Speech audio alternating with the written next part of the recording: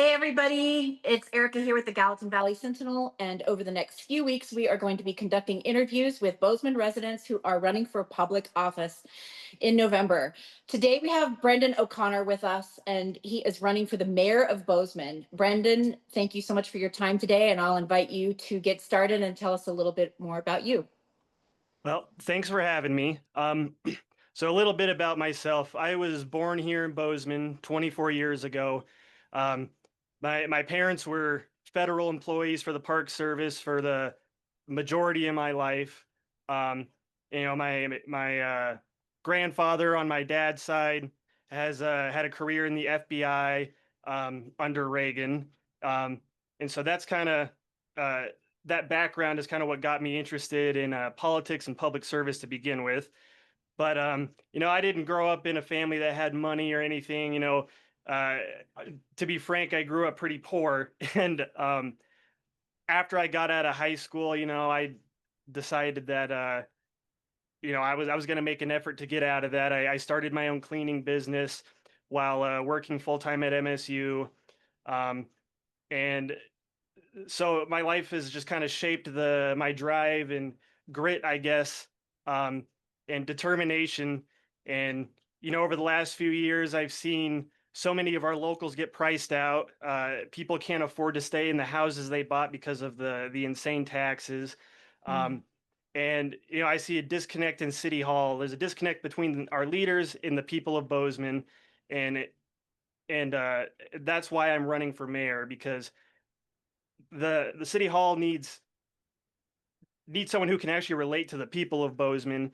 Um, frankly, City Hall is full of a lot of transplants, people who moved here already after they already had money, and I think we need a working class representation in City Hall that is willing to listen to the residents of Bozeman and advocate for them. Great. You are living the American dream. So good for you. And so we'll dive into a little bit more of why you're running, what motivated you to run. If you're elected, what would be your top three priorities for Bozeman and why? Well, my number one priority is reforming the way we use tax increment financing, because the way I see it, the city uses it as a corporate handout. They hand it out to these luxury developments. There's no strings attached. In my opinion, is if we're going to give out public dollars, there should be public benefit. I think my second priority is the issue of citizen retention. Everybody knows that Bozeman's got a brain drain problem. We've got this great university here, but most of the people who graduate they leave, and it's a combination of fact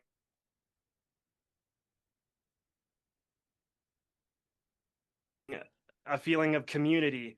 If you look around, we've got bars and breweries and overpriced restaurants everywhere, but there's no real place for the community of all ages and all backgrounds to gather. And I'd like to see the city leverage public-private partnerships to help prop up some privately owned community spaces. And my hope is that that can help with the retention issue and as well as just improving quality of life. And my third pillar is transparency. So I've been digging through the City of Bozeman website a lot recently, and I've noticed that um, the meeting minutes kind of Mm. stop at 2022. If you There's nothing in 2023, 2024, 2025. Um, there's vote certifications from the city clerk that aren't filled out. There's dates that are incorrect. And yeah, I don't think there's anything nefarious going on. I think this probably just staff are overloaded, the back end's outdated.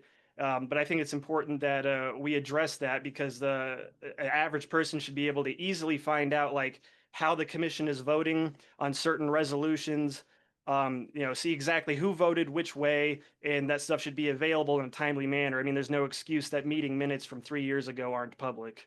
Yeah. Uh, those are great pillars. So what role do you believe the local government should have in the creation of affordable housing? I know that's a big topic right now. Yeah, yeah, that's always a big topic, of course. I'm someone who thinks that that mandates from the government are bad. I think the government has the resources to create incentives for the desired outcome. Um, I, I I I will say that I think we need more affordable housing, but I don't necessarily think that we need mandates on specific affordability levels, and I don't think we need to be building these giant anthills, 5-story apartment buildings everywhere. Those serve a purpose, but we're getting to a point where it's kind of like everyone is forced to live in these anthills. Um, but that ties into my tax increment financing. I think that if a developer wants TIF funding, there should be a affordability benchmark. And an example I always throw out is like 15 or 20% of units priced between 60 and 80% AMI for 20 years. Of course, that would probably be negotiated on a case by case basis. But bottom line, the government in general should not be using mandates to extract affordability. They should offer the adequate incentives for developers to make that decision on their own. Mhm. So apartment construction has outpaced single family homes by nearly 4 to 1 since 2018. And some city leaders have called single family zoning a relic of the past. Do you support preserving single family zoning, or do you believe Bozeman should phase it out? Well, I think single family zoning, it's always going to have its place. If people want to live in the suburbs, if people want to live in a house, um, uh, that's totally their right, and they should have access to that. And I saw the comments from the commission, and yeah, I was shocked. I was blown away that they called it a relic of the past. And I think our deputy mayor said that it was a blight that America has to deal with, or something along those lines. Yep. Um, I in Bozeman's situation, um, most people can't afford a single family house.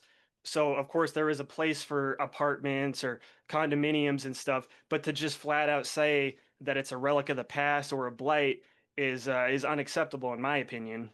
Yeah, it's again the American dream. People want to have a family and Mhm. a yard and a place for their dog to run around or a garden, and that isn't outdated. That is still very much the dream. And if it's unattainable, then what are we doing? Right. So I'll move into budget and economy. How would you ensure the city's long term fiscal health, particularly in funding infrastructure and services without overburdening the taxpayers? Well, that's a good question, and I'll never pretend that I know everything. I've been focused on the tax increment financing, public-private partnerships, but I've yet to dive deep into the infrastructure and budget side of things. Um, so it, it's something I'll need to look into before I can make an educated opinion on that matter. Yeah, sure. And thank you for not pretending. A lot of people, if I think we wouldn't be here if folks had the right answers. I think Right, there's a lot of what we could and should do, and there's a lot of what is not possible, and we have to figure out a way how to get from A A to C without B being all weird. right. So, what do you think about Bozeman's financial support of the local nonprofits, and how that funding is prioritized? Well, so the only nonprofit I'm very aware of in Bozeman, I think, is the Gallatin Valley Land Trust, if I'm remembering correctly. Um, and once again, I'm not super knowledgeable on how the city is funding these nonprofits and exactly how these nonprofits are using those resources. But of course, I think that the city needs to be responsible with how they're funding nonprofits, because at the end of the day, the burden always falls on the taxpayer, Right. and especially when it comes down to the working class people, they get hit the hardest by these tax burdens. But that's certainly something I'm going to look into, because I am curious about the numbers, and seeing how those numbers actually manifest any tangible benefit for Bozeman, or if it doesn't. Yeah, and that goes back to your third pillar of transparency. I think people really deserve to know where is the money coming from and how is it being dispersed. We deserve to know. We're paying for it. So last question, part of that grouping. What do you actually? It's not the last question. Second to last. What do you think about the city funding the tenants' right to counsel? The Bozeman Tenants Hmm. United group. Right. And so this is probably where I differ from the Sentinel's usual audience. I'm actually in favor of the tenant right to counsel. I think the portion of the budget it uses is it's not blowing out the budget or anything. And I'll tell you this: I just recently spent a month advocating for my girlfriend who was in the middle of a deposit dispute where the landlord fabricated all kinds of damages and didn't have any proof or record. So I spent the last month drafting demand letters. Ultimately, got that deposit back, but many people don't have the time or the knowledge to advocate for themselves in a dispute like that. Hmm. So personally, I'm okay with the tenant right to counsel as long as the budget for that stays small. And personally, I'd probably like to see some kind of community committee or something that actually evaluates the case by case before allocating money to someone who's requesting a lawyer. If Yeah, someone's that's fair. clearly in the wrong, then the city should not be funding a lawyer for them. But if it's pretty clear that they're being taken advantage of by either a property management company or a landlord, then Yeah. I'm in favor of them getting support. Okay. You're allowed.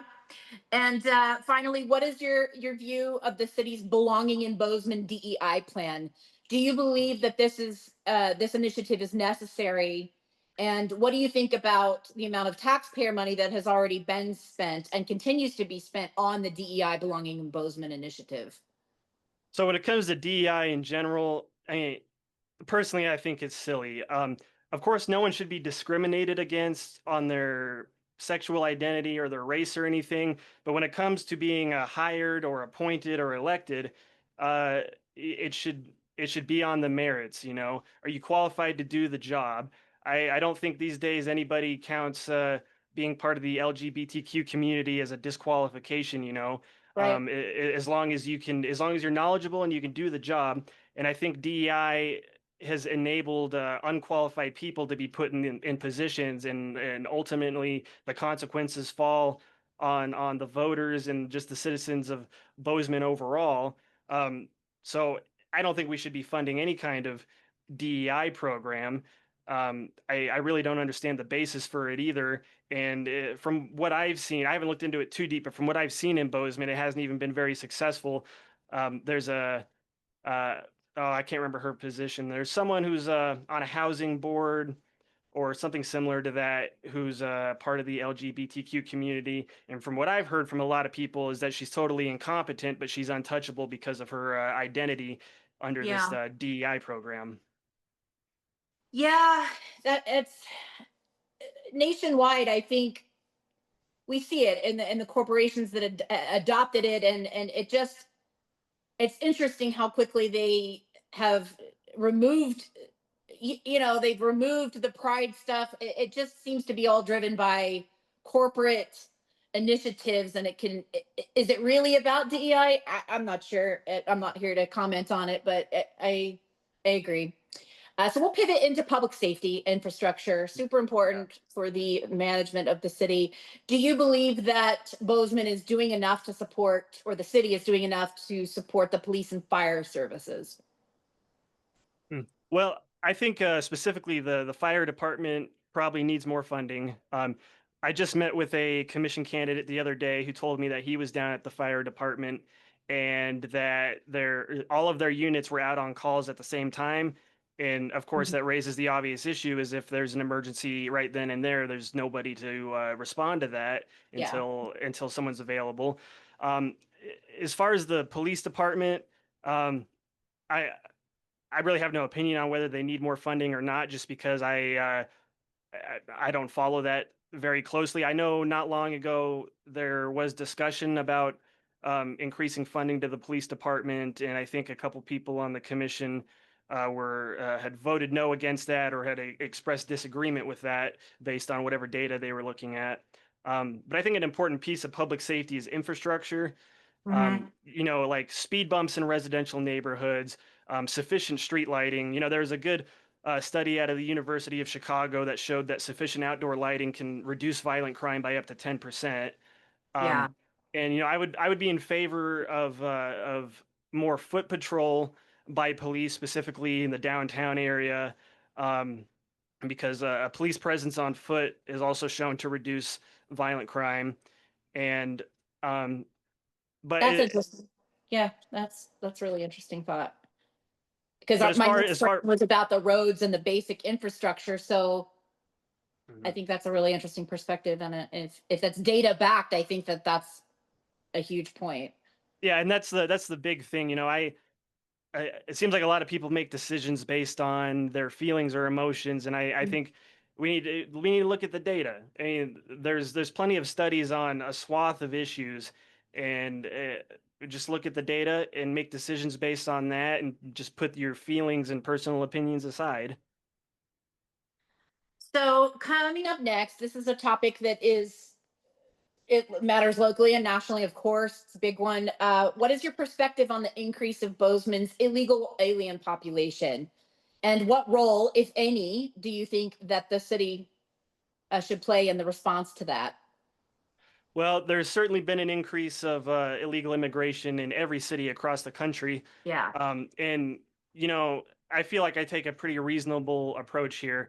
If someone is here illegally, as in they entered the country without any sort of documentation, period, and they are discovered to be here illegally, whether because they committed a crime or it was brought up in an investigation or something, they should absolutely be returned to their home country. um, but I think when it comes to like someone who overstayed their visa and has not committed a crime or something, I think I'm a little more lenient, and maybe they should be offered a way to rectify that instead of just being automatically deported. But the city, I would generally think that the city should cooperate with the federal law enforcement on immigration. Um, but I think recently the way that we've seen the federal government handling the immigration issue, it puts me in a tricky spot because we've seen the federal government take action that some say is illegal, borderline illegal, or even just unethical.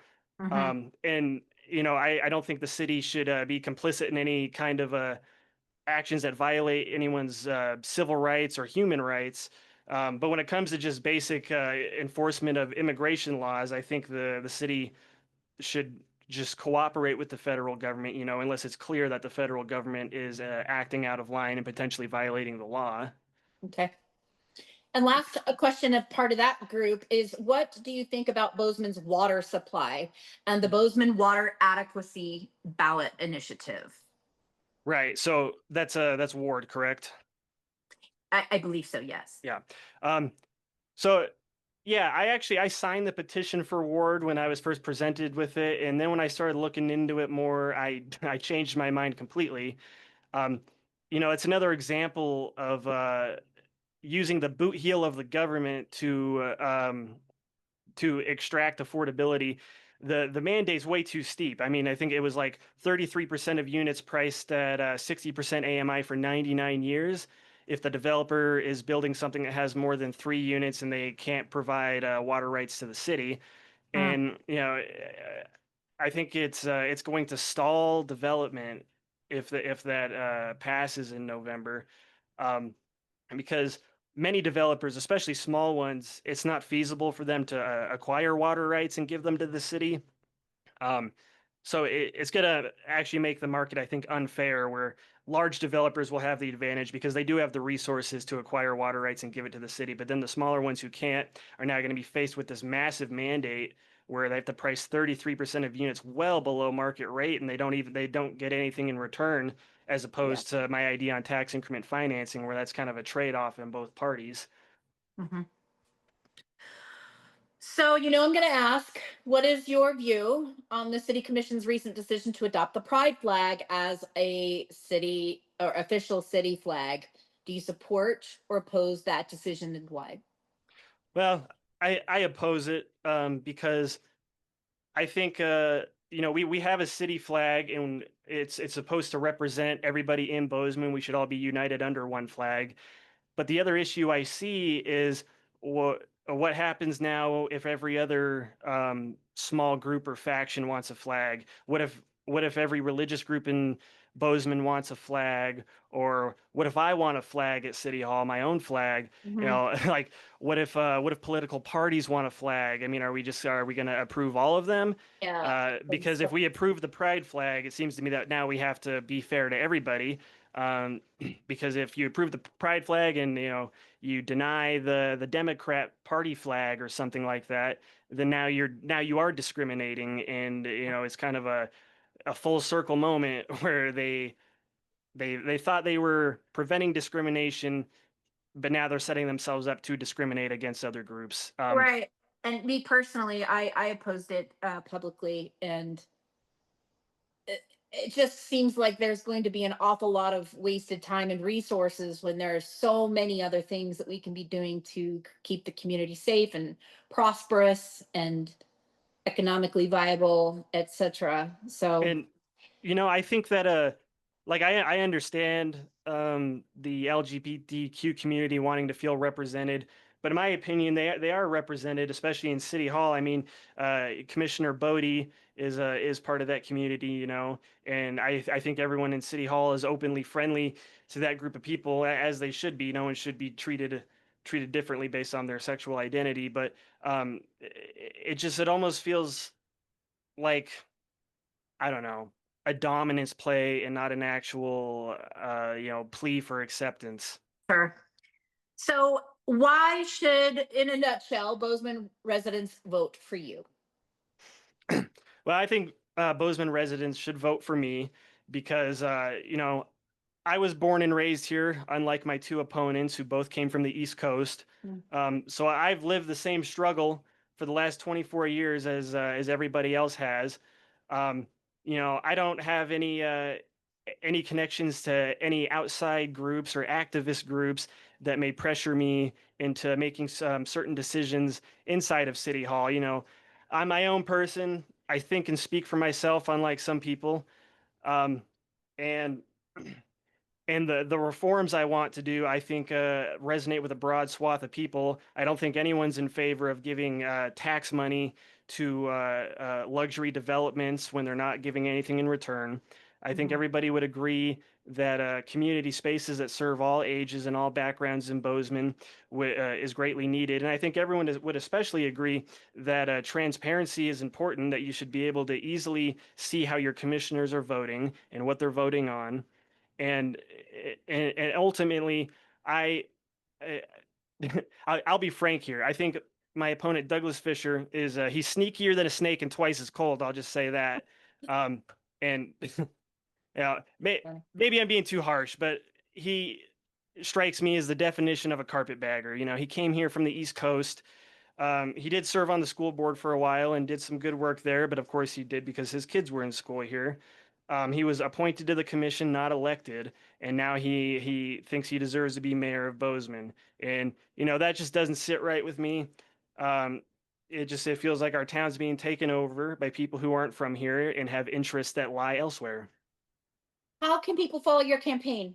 Do you have socials or a website? How can Yeah, so I've got a website. It's brendanformayor.com. And on my website, it's got links to all my socials. I've got Facebook, Instagram, TikTok. I'm most active on TikTok. I probably post once or twice every day, Okay. diving into city documents and stuff and talking about recent events. Um, there's also a donation link on my website, but yeah, I encourage everyone to check out my website. It kind of articulates some of my points better than I could here in person. So yeah, everyone can follow me there at brendanformayor.com. Brendan O'Connor, I think your future is bright. I really enjoyed our conversation, and we look forward to following along. If there's anything you wish to get out there, please feel free to give us updates. And we wish you luck. We'll talk to Awesome. you soon. Great. Thank you. Thanks so much for your time.